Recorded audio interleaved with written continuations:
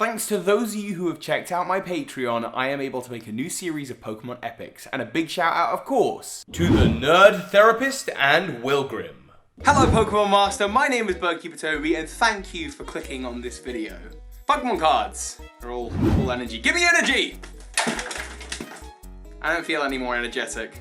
Whoa, that'll be fun to clear up. The thing I often tell you is that I started my Pokemon journey with Pokemon Yellow, and that's sort of true, but before that I had definitely seen episodes on TV, and before that I definitely owned Pokemon cards. I feel like my first ever Pokemon card was a Rhyhorn from Jungle or Base Set or whatever set that Rhyhorn's from.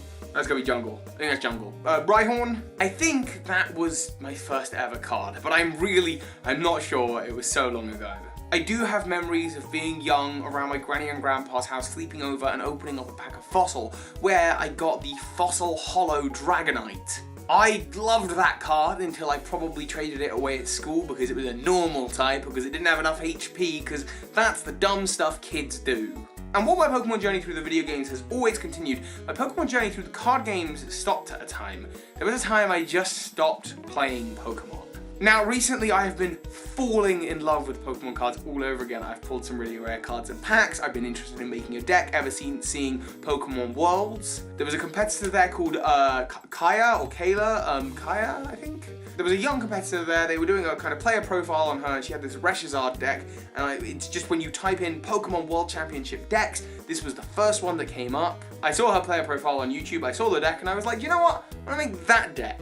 I've never really been good when it comes to battling in the Pokemon video games, but card games, I have some past experience with. I play a lot of card games, and I like playing Pokemon card games, and you know what? If this young lady can go to a tournament and win, live the actual dream of being a Pokemon master, then why can't I? So I've started building the deck and I've pretty much got it. But that journey had to start somewhere, and so as I'm gonna begin to maybe introduce a couple of videos about the Pokemon cards, I don't know whether it'll be pack openings or what, I don't know what you'd like to see, I don't know what I would like to make yet. But as I start sharing my absolute love of Pokemon cards, I want to take you through my history, my journey of playing the games. And of course, I want to hear what your history, what your favorite memories about Pokemon cards are in the comments. And you know, if you don't leave a like on this very wholesome video, then my Snorlax is going to sit on you.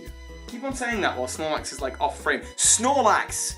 He's fierce. So, let's talk starting Pokemon cards. You're talking base set through to like Gym Heroes, Gym Challenge. This is Generation 1, Ground Zero of Pokemania, and I am 5 or 6 at the time. Obviously, there was that Holo Dragonite, but I remember being absolutely amazed when I walked into the garden and we had some, I guess, family friends over, and they had a binder with Pokemon cards in, and they had the Jungle Pikachu and the base set Pikachu, and I was like, what? There's more than one Pikachu? That was when I first realized that there was like more of any one Pokemon, and that there was more of any one Pokemon card. I remember going around a friend's house, and I remember the house so vividly. They had a snake.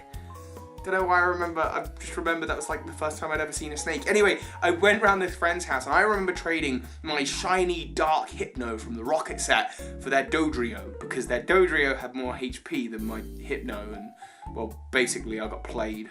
I remember being a kid, I remember me and my brother, we got given one of the Rocket theme decks each. By the way, we were allowed to buy one of the Rocket theme decks each, and I want to say mine was this one, Devastation. And yeah, they're sealed, no biggie, whatever.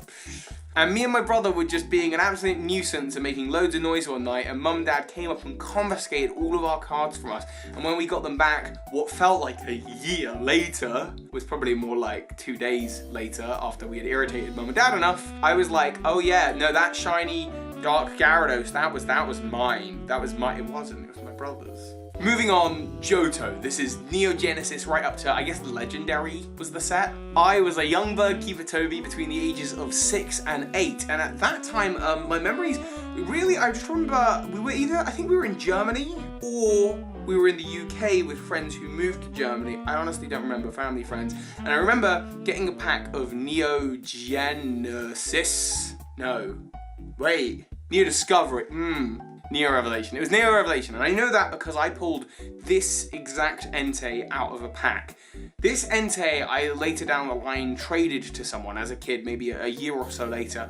I traded it to someone and I was perfectly happy doing that because I got whatever I got out of it, I can't remember. That person still lives in my hometown, and it was actually a year ago. I was experimenting with some vlog type videos that I never ended up making, but I still have the footage for, and I ended up reuniting with that person through Pokemon Go and being out and about playing Pokemon Go, and they said they still had the Entei, and we did a trade and I got it back. This is probably my favourite card of all time, just because I remember getting this exact one out of a pack. Plus it's just got really cool artwork. Anyway, this is a very special card to me. I remember in the Johto era, basically at that age, I was being, every weekend my parents would take me out to nearby towns and cities and villages, and usually every weekend I might get given a little bit of pocket money, and it would almost always go on whatever the latest set of Pokemon cards were. My parents were actually really, really lovely with that kind of thing, and they were incredibly generous. Or maybe they weren't, maybe I'm just remembering the good times, I don't know. Anyway, I remember once we went out to a pub, and before we got to the pub we went to Toys R Us, and in Toys R Us they had the full Southern Islands collection, so I got all of the Southern Islands collection, which is a really rare collection now. Of course I've totally battered up all the cards and played with them loads, but what a cool collection. In 2003 I was 9, and this was kind of post Johto but before Hoenn. This was the E-Series era of cards, and there were only 3 sets. And I remember learning about this device, the e-reader, which we maybe got over here. I don't actually think we did. I don't know. The e-reader, which could scan in Pokemon cards, and I thought that meant you would be able to catch the Pokemon that you scan in, which in retrospect would have been a really amazing idea, Game Freak. Just make it happen, do the amiibos, make it happen. But I remember being in, wow, what I assume was like year 5 or 6 of school. I don't know, whatever year you're in when you're 9 years old, and yeah, I just remember I had a best friend called Nathan who moved away, and before we moved away we did some trades, and I still have the Magmar from the E-Series. Look, I still have it, I swear, Nathan. Yeah, I love these cards, I love the artwork of these cards, and this Magmar was one traded specifically from Nathan, but all of these were just cards that I really love and I'm very nostalgically attached to. Gorgeous artwork as well, the E-Series. And between the ages of 9 and 10, Hoenn came out. And Hoenn was a whole new thing for me with Pokemon card games, because I got EX Ruby and Sapphire, the theme decks, and then I got EX Sandstorm, and then the Dragon series, and then basically every set of theme decks after that, right the way up until Emerald, which is only like 6 or 7, but it was still a while. I would just, whenever a new theme deck came out, I would absolutely buy it, and I remember I have my memories of every single theme deck and when I got them. I remember with EX Team Aqua and Team Magma, I'd actually gone to visit Nathan, and I remember being in a specialist card shop for the first time. And I had this other love as well. Alongside Pokemon, I was really into Yu-Gi-Oh! And they had the Egyptian God cards, and they were £20 each. £20, I mean that's like 2 to 3 months worth of my pocket money, and I didn't have that money for the Egyptian God cards, but I did have enough to get my EX Team Magma and EX Team Aqua deck. Oh, I remember, so I was 10 in 2004? Yeah, I was 10 when Fire Red and Leaf Green and EX Team Rocket Returns came out, and I remember playing with those decks. What I still do, I would get the theme decks, I would buy both of them, I would sit down on my floor with the playmat, and I would play both decks. I would play against myself, and wow, that's really sad actually. But I had fun, it was so much fun. Between the ages of 11 and 13 was the last time that I was really, really into it, before the big rupture kind of happened. It was at age 13 that we had like EX Holon Phantoms and just all of the Delta species Pokemon. I had the Mew and I traded it. Idiot, absolute idiot. I was playing with all these cool Delta species Pokemon, and at that time, you know, I'm 13, I'm in school, and you're at that age where people are starting to think Pokemon's not cool. I still thought Pokemon was really cool, and I was given £2 a day for my lunch money, and I took it out of the pot at home, I would take it into school, and I would not spend it on lunch. I was actually quite a small child. Because after taking in my Pokemon cards so many times, people knew that they could bring in their Pokemon cards, so all the bad eggs, rather than beat me up or give me hassle or anything like that, they would just be like, yeah, I'll give you my trading cards for £2 extra. They're thinking they got a good deal, but, you know, didn't have friends. But I had Pokemon cards, and I had good ones. So I mean, that was really quite a fantastic time for me.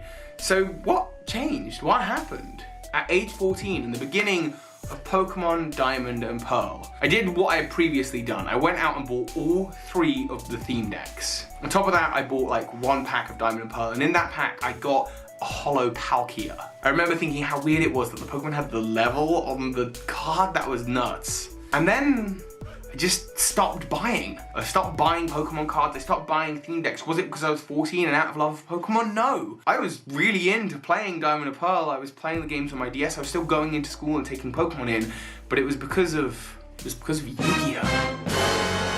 Yu-Gi-Oh! Was my other love as a kid, and some of the other kids in my school at the time were playing Yu-Gi-Oh! My new best friend, we kind of got into playing Yu-Gi-Oh! At that time. And I just stopped collecting Pokemon cards. I wasn't really interested because now I was playing this new game, Yu-Gi-Oh! It had these new Synchro monsters were coming out in the near future. I think at that time it was like Yu-Gi-Oh! GX was on and Synchros were up next. And yeah, I was having a lot of fun playing that. In fact, we even went to a few locals tournaments.